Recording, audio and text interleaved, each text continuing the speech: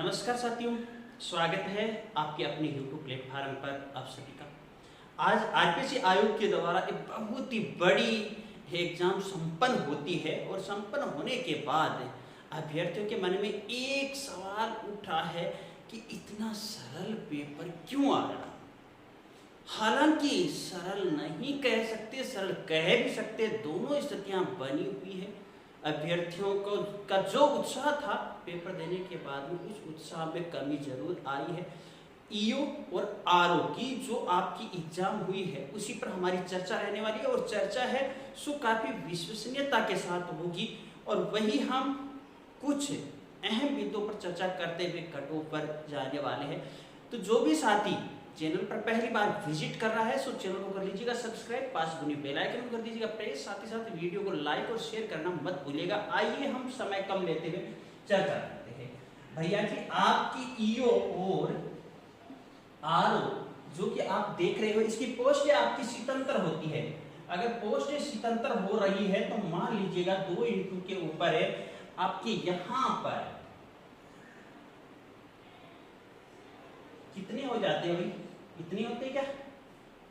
7 गुना 14, 4 हासिल 1, 14 और 4 आपकी कितनी 18। मतलब ये तो बात एक अलग रहने वाली है। अब 4-4.5 लाख फॉर्म अप्लाई करते हैं और 3 लाख मान लीजिएगा 3 लाख अभ्यर्थी पेपर दे रहे हैं। मतलब कंपटीशन तो बहुत अधिक है। आपका पेपर है सो आ रहा है 120 क्वेश्चन आ रहे हैं जो कि 5 पार्टों में विभक्त है। जहां पर देखिएगा आपने ज्योग्राफी देखी है, आपने कल्चर देखा है, आपने ये पॉलिटिकल साइंस देखी, सामान्य यानी ये काफी सामान्य रहती है, काफी सामान्य रहती है। जबकि आपका जो नगर पालिका अधिनियम है, जबकि आपका जो करंट है, तो देखिएगा यहाँ पर करंट ने तो भाई बहुत लोगों की तो वो कहते हैं ना तैयारी काफी की थी, किंतु आप बहुत कम स्कोरिंग पर ला करके खड़ा कर दिया। मैं कुछ देर पहले एक मेरे साथी से बातचीत भी कर रहा था, मुझे यहीं से विशेष फीडबैक मिला कि जी जनाब हमारे तो 3 या 4 क्वेश्चन या 5 क्वेश्चन ही, क्योंकि हमने बड़े स्तर पर तैयारी की थी, वो स्तर हमने नहीं दिखा। देखिएगा साथियों, यहाँ पर चाह रहे थे अभ्यर्थी, तैयारी भी कर रहे थे कि RAS लेवल का पेपर आएगा, जबकि 3 पार्ट आपके जो रह रहे थे वो 3 पार्ट कक्षा 10 के स्तर के पार्ट थे, 10 के सरल थे, काफी सरल थे। और सरल की जब बात आती है तो सरल में अति उत्साही हम हो जाते हैं, यही आ रहा है, यही आ रहा है, यही आ रहा है, ऐसा करते करते मात भी खा जाते हैं। और यहाँ पर ये देखने को मिलता है कि कुछ परसेंट गलत हो जाते हैं। संभवतः 120% हल करने वाले अभ्यर्थियों की संख्या कम रहेगी, क्योंकि तैयारी करने वाले अभ्यर्थी 120 नहीं कर सकते। हाँ, कोई 3 में तुक्का लगाने वाला हो तो 120 हल करके आ जाता है। ऐसे पेपरों में हम ये कह सकते हैं अधिक तैयारी वाले वंचित ही रह जाते, सामान्य तैयारी वाले आगे बढ़त भी बना लेते हैं। ऐसी स्थितियां भी हमें देखने को मिलती है। तो इन 120 क्वेश्चनों में से कितने क्वेश्चन जिसके राइट हो रहे हैं वो सिलेक्शन की दौड़ में होगा, ये चर्चा है।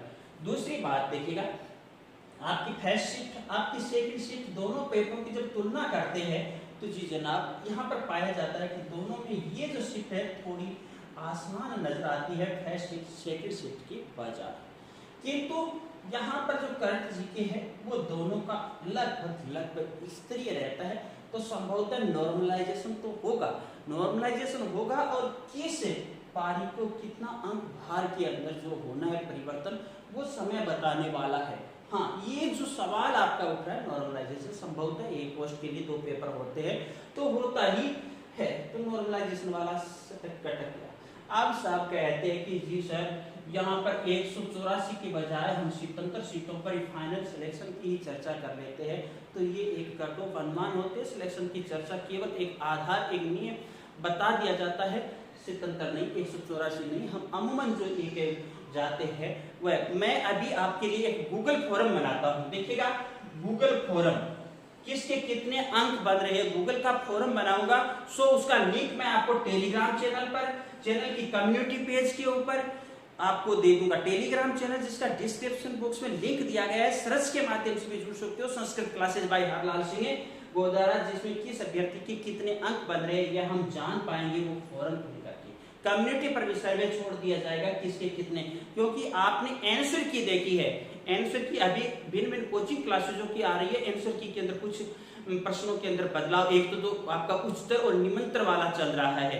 उच्चतर निम्नतर में दोनों में दो की मात खा रहे, अलग अलग उत्तर आ रहे हैं। आपका 12 पार्ट और 14 पार्ट वाला जो क्वेश्चन चल रहा है उसमें भी फर्क चल रहा है। ऐसे कुछ क्वेश्चन है, ऐसे कुछ क्वेश्चन है जो अभी भी डाउटफुल बने हुए, तो वो क्वेश्चन किसके पक्ष में जाने हैं, सही सटीक आंसर खोजने, तो आंसर की ऑफिशियल आएगी उसके बाद मान लगाएंगे। अभी तक बड़े तौर पर जनाब 120 क्वेश्चन है, 120 में से औसतन जो अभ्यर्थी यानी हमारे राजस्थान के 33 डिस्ट्रिक्ट है भैया जी, और 33 डिस्ट्रिक्ट से अगर हम यूं मान करके चले पोस्टों के लिए प्रत्येक डिस्ट्रिक्ट से 4 अभ्यर्थी निकलते हैं, तो भी सोच लीजिएगा कितने हो रहे हैं।